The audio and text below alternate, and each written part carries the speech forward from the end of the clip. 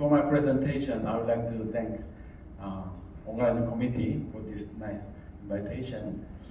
In today's talk, I will talk about our discovery of graphene oxide with crystal and some relevant applications, including fibers and robotics and singular atom catalysts. The first slide shows a kind of a general concept for real-world material application. When you make a silicon device, making the high purity, highly crystalline silicon wafer is just first step, right? For the eventual device application, you need to do shape engineering. In this case, actually, circuit fabrication by lithography. And after that, you also need to optimize material properties, usually by hetero-element doping, right? So I would say for any kind of material application, shape engineering and property optimization should be the two crucial requirements. We have been working on this kind of idea for the many different nanoscale materials and polymers, and actually we have been working on carbon materials including fluorine, carbon nanotubes and graphene in the same idea. Actually, we have been trying to control the nanoscale morphologies of those carbon materials, usually by the nanoscale assembly. And we also try to optimize material properties by hetero-element doping, such as nitrogen doping. Actually, for the nanoscale assembly, our original idea is molecular self-assembly, which is a kind of a principle underlying all living organisms. This slide shows a very interesting example of virus assembly, right? You know, from the spontaneous assembly of proteins and RNA, you can see the kind of a burst of a virus which can really function, right? As a kind to multiplicate its structure in a spontaneous way. So we believe that nanoscale assembly can be a very interesting principle for the nanomaterial and nanodevice application. And in Korean old wisdom, there is a kind of interesting wisdom saying that even when you have many precious stones, the real treasure will be obtained when they are strung together. So I would say this is kind of a old justification for our idea of nanoscale assembly. This slide shows one of our first research efforts for the 3D assembly of graphene-based materials. Actually, it's more than 10 years before. And as far as I know, this is the first three-dimensional assembly from any kind of 2D materials. Actually, it was kind of motivated by Professor Loading groups of solution processing of graphene oxide materials. And nowadays, we also have many different 2D structures, right? In addition to graphene, you also have a TMD, hexagonal boron nitride, and phosphorine and magnesium. And depending on the material composition, you may expect many different material properties. So if you can really control their assembly in your desired way, you can think about many different interesting synergistic effects. A few years ago, we published one review article for our idea of 2D material assembly. Actually, you know, in usual solution processing of 2D materials, most of the materials are suffering from large polydispersity in their shape and size, and they also have relatively large size compared to usual molecular level assembly materials, and also many of them have very strong tendency for restacking. So how to overcome those limitations and to attain desired assembly is a kind of a quite challenging subject.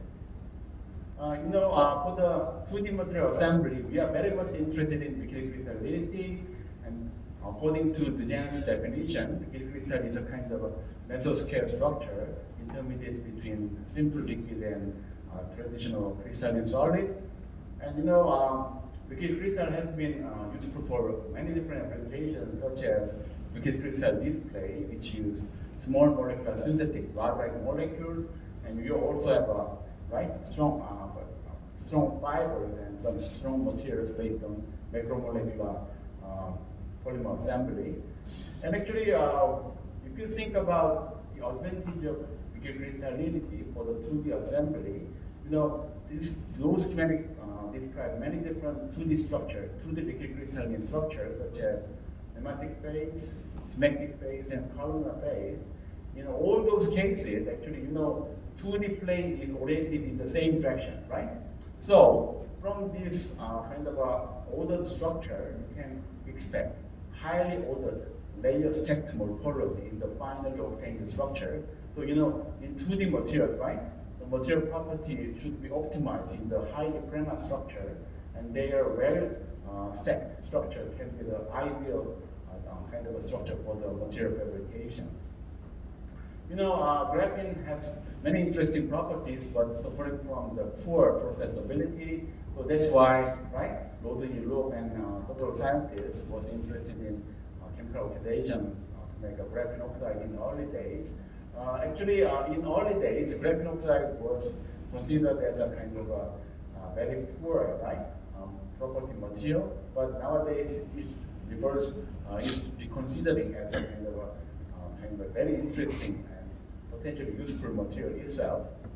In early days of graphene oxide research, traditional Humbert's method and some other chemical method has been used. But if you simply apply those traditional oxidation method, you will see solid precipitation at such a low concentration. And my research group was very fortunate to discover that this low dispersibility is due to the ionic impurities incorporated during the oxidation process. And after our very careful purification process, we could attain very high concentration dispersion, even higher than 5-8%. And you can see some precipitation again, but that is not solid precipitation anymore, but it's a new crystalline phase.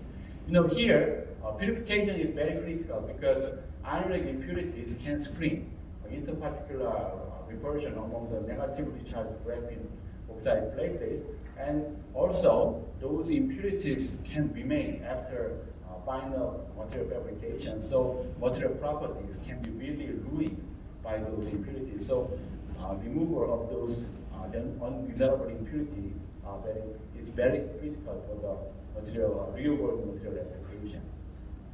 We are very fortunate to discover graphene oxide crystal, and actually you can see typical isotropic to nematic phase transition as a function of concentration in water. After drying, you could directly visualize, right? Graphene oxide particle alignment showing typical discrimination structures, right?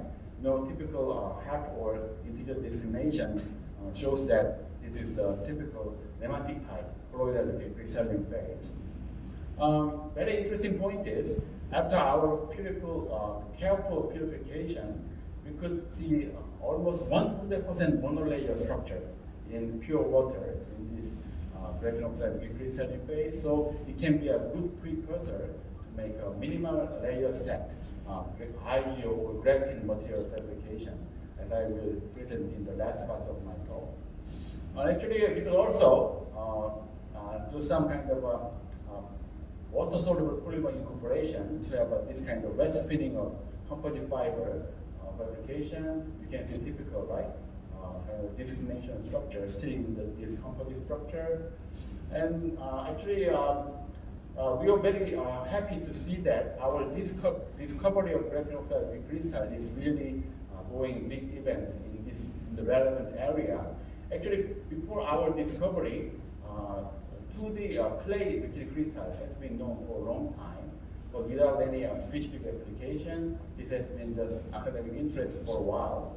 But right after our discovery of graphene oxide liquid crystal, some other research group also reported liquid crystallinity in their graphene relevant dispersion. And nowadays, other 2D materials like 2D TMDs and MAXIM have been reported to show liquid crystallinity, and this liquid crystallinity is used widely for the interesting material fabrication. Actually, in the case of graphene oxide liquid crystal, it has been used for graphene oxide liquid crystalline fiber formation. It can be also used to make a highly uniform membrane preparation for the water desalination, and it can be also used for the 3D assembly of graphene-based structure. And one research group in Sungkyuan University also demonstrated a very interesting prototype liquid crystalline display.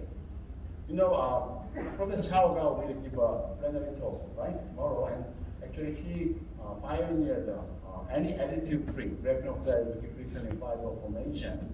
Actually, when this paper was published, I got a telephone interview from Nature, and I commented that this kind of research evolution is very important for the real-world application, and this is my interview content. And actually, after a few years, actually, Dr. Jia Lian in RPI reported very interesting high performance, right? Graphene crystalline fiber formation. And actually, according to their optimization, actually they could achieve very high thermal conductivity, which is even higher than the values of the commercially available carbon fibers. So this is a very interesting example that any kind of graphene material assembly can attain very high properties, which can be even higher than the commercially available counterpart. And actually, motivated from those progress over worldwide, we organized one research center among the Korean research group, and we tried to develop interesting graphene-based fiber formation.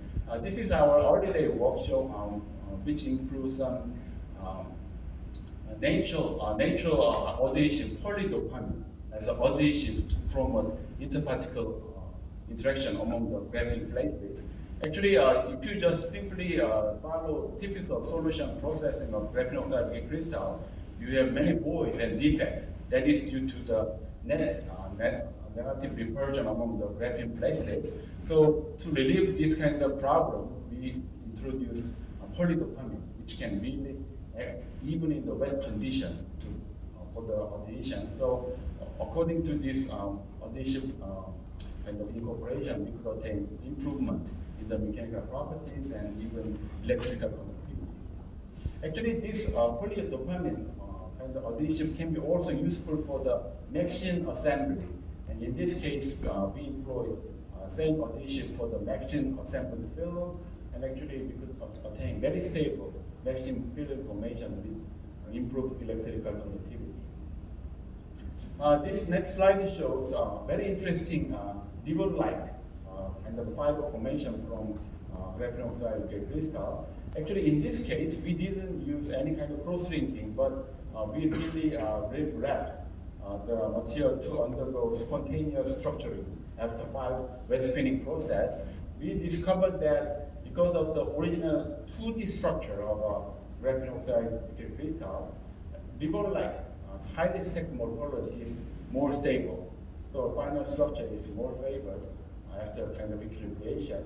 And we could also see that material property is much better in this ribbon-like structure because void formation and winkling or folding of the graphene plate is really minimized. This next slide shows our recent work, which is about kind of a very strong artificial muscle. In this particular case, we use graphene as an additive for the crystalline elastomeric fiber. Actually, the content of graphene is something like 0.3%, so very minimal. But with this small amount, we could attain very high performance in kind of muscle actuation in terms of strain rate, specific actuation stress, and power and work. In all those different aspects, our muscle is better than human muscle. So it's actually there are some previous efforts to obtain very high property in one dimension, but as far as I know, this is the first work showing the kind of this kind of very good performance in all different aspects. And actually, Philip Lang was kindly supporting this work. And actually, crystalline elastomer undergoes spontaneous shrinkage during the phase transition, usually around the temperature variation. But by adding small amount of graphene fillets, actually, if you just illuminate laser, then the graphene platelet spontaneously convert light into heat.